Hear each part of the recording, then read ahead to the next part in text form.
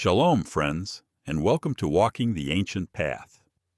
Today, we'll continue our walk through the entire book of 1 Thessalonians, verse by verse, unpacking each passage in organic ancient Hebrew thought, picking up at chapter 2, verse 5. Verse 5. For neither at any time did we come with a word of flattery, as you know, nor with a cloak of covetousness. God is witness. Never did we approach you with honeyed words to flatter, nor did we wear a cloak stitched from greed. Yahweh himself stands as witness to this. Flattery, in both Greek and Hebrew languages, points to smoothness, slipperiness, words without grip. In ancient Hebrew thought, the key is that flattery is speech without weight or substance used to mislead. Cloak, in Greek imagery, it's a covering, like a garment that conceals what's underneath. In Hebrew parallel thought, this would align with the word beged, meaning garment covering but with a twist. Beged comes from a root that can also mean to betray, as in treachery, bagad. So a cloak can both cover and deceive. Covetousness, matat, in Greek, the word pleonexia, meaning having more, grasping for more. The Hebrew equivalent is betza, meaning unjust gain, profit, plunder. In Hebrew imagery, the hunger of a wolf or the clawing hand that never rests.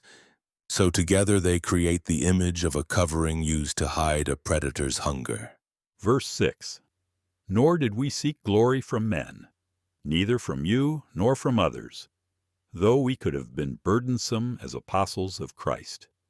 We did not chase after the shining face of men, not from you nor from any others, even though, as messengers of the anointed, we could have carried ourselves with the heavy mantle of honor. We chose otherwise. Seeking glory in the Greek sense, doxa, which means honor, reputation, splendor, esteem. It can be abstract, fame, or renown. The Hebrew parallel, kavod, is literally weight, heaviness, substance. The Hebrew concrete image is the load of gold on scales, the weight of a chieftain's presence in the camp. In Hebrew thought, glory is not empty fame, but real weight carried. This compares with joy in chapter 1, verse 6. True glory is inward rejoicing of the Ruach, not man's honor. Though we could have been in weight as apostles, Paul was saying, as apostles, sent ones of Messiah, they had full right to expect honor, provision, and deference. But instead of arriving like chieftains with heavy authority, they came as brothers and servants. I can see the flow of the passage in verses 5 and 6, not with smooth tongues, not cloaked in greed, and not with heavy demands of honor, though we carried the right. He's building a pattern, not slippery, not hidden, not heavy-handed. Verse 7. But we were gentle among you, as a nursing mother cherishes her own children. Instead, we dwelt among you in gentleness, like a nursing mother gathering her little ones to her chest, warming and nourishing them from her own life. Paul contrasts the cloak of covetousness and the weight of authority with the warmth of a mother's embrace. This movement is deliberate. Paul dismantles images of predators with slick tongues, greedy cloaks, heavy weights, and replaces them with a mother nursing her children. Verse 8. So longing for you, we were well pleased to share with you not only the good news of God, but also our own souls, because you became beloved to us. Our hearts longed for you, so we opened our tent and poured out not only the covenant word of Yahweh, but our very breath of life. For you became bound to us in love like kin of our own blood. This connects with love in chapter 1, verse 3, as sinew binding a body together. Having a yearning for you, homeromenoi, a rare Greek word meaning deep longing, strong affection, intense desire. The Hebrew parallel is hashak, to cling. Be bound in love, fastened by cords like leather thongs binding two things together. We were pleased to share. Eudokomen, we delighted, we found good pleasure in Greek thought. In Hebrew thought, ratza, to be pleased, to delight. And metadunai, literally to give a portion, to hand over, paints the picture of breaking bread and passing it to another's hand with delight. Our very own lives. The Greek word psyche translates in most English Bibles to soul, life, or spirit. In Greek thought, it is often associated with the concept of the animating principle of life. It is also linked to the idea of transformation, symbolized by the butterfly. The Hebrew equivalent, nephesh, the living being, breath of life, throat, vitality, the breath moving in and out of one's nostrils, the very life force that animates the clay. The overall imagery in verses 7 and 8, Paul said, "We were as a nursing mother, warming and nourishing you." And he deepens it.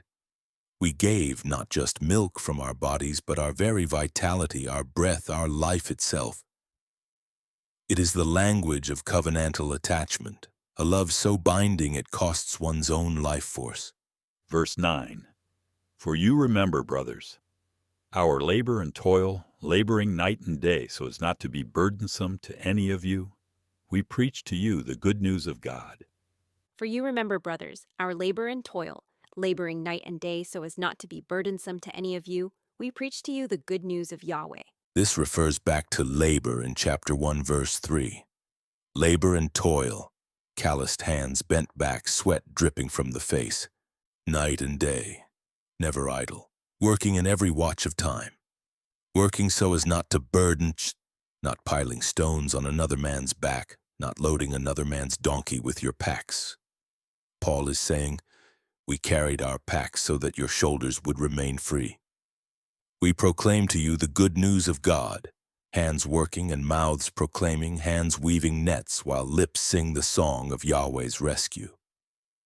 In viewing this as Greek thought, in contrast to Hebrew thought, to the Greek, this most likely would be read as an ethical example, self-supporting, not greedy, noble. To the Hebrew, it is from the gut and earthy, sweat, toil, fire by night, sun by day, refusing to add stones to another's load. The gospel is embodied.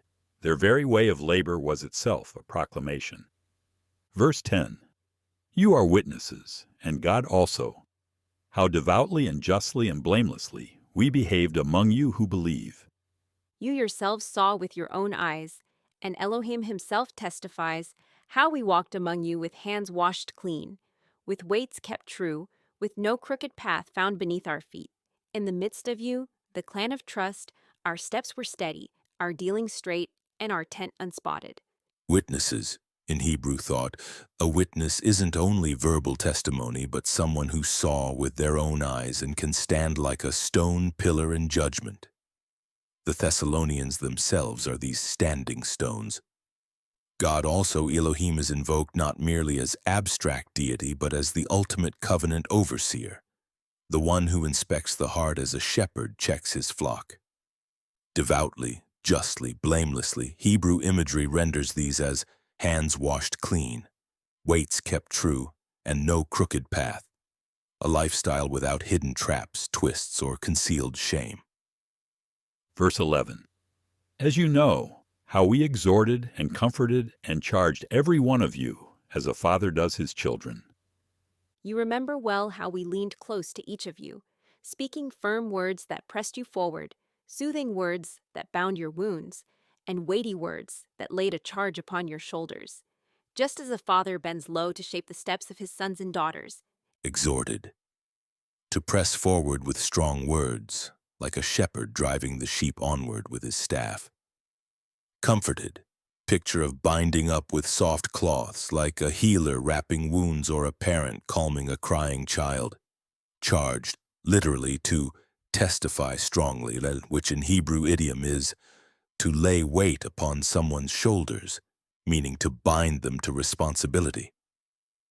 As a father does his children, the father is the one who instructs, corrects, and guides at the hearth and in the field. The father bending low, pointing the way, and forming character through both firmness and affection, giving covenant instruction, shaping sons for the clan's future. We'll pause here and continue unpacking 1 Thessalonians chapter 2 in our next chat.